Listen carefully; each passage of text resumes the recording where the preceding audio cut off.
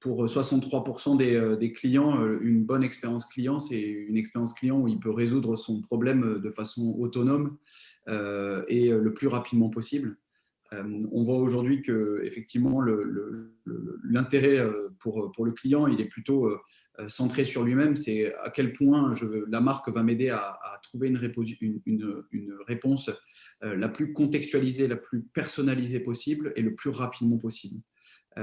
Sophie le mentionnait, effectivement, mettre en place des outils qui vont pouvoir permettre un accès plus rapide à de la connaissance client et à des informations autour de la relation que la marque entretient avec lui, c'est un des aspects qui permet de faire ça et qui permet de répondre de façon positive à cette attente du client.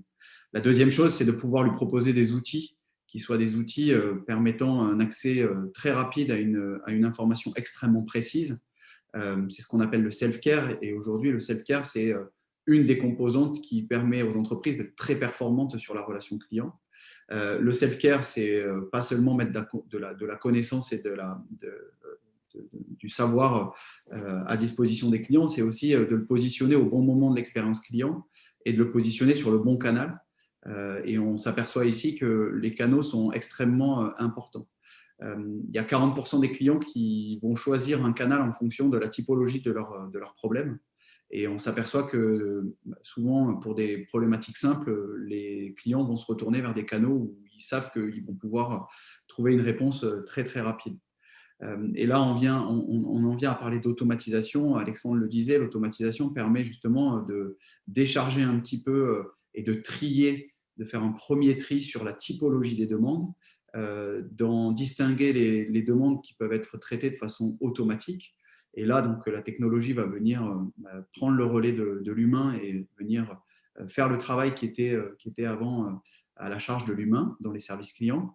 Et on va permettre aux agents, donc que ce soit au téléphone ou alors sur la partie chat ou même email, de pouvoir proposer une vision du service client qui soit une vision du service client expert.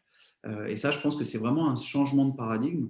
On a assisté à un moment à une montée en puissance de l'offshoreisation, par exemple, et on a essayé de trouver des gains de productivité sur les services clients pour traiter toujours plus de flux et de façon toujours plus productive et rapide. Là, aujourd'hui, l'automatisation prend le relais. Et donc, il y a un retour en arrière avec une nécessité de proposer une expertise assez forte au niveau des agents de service client.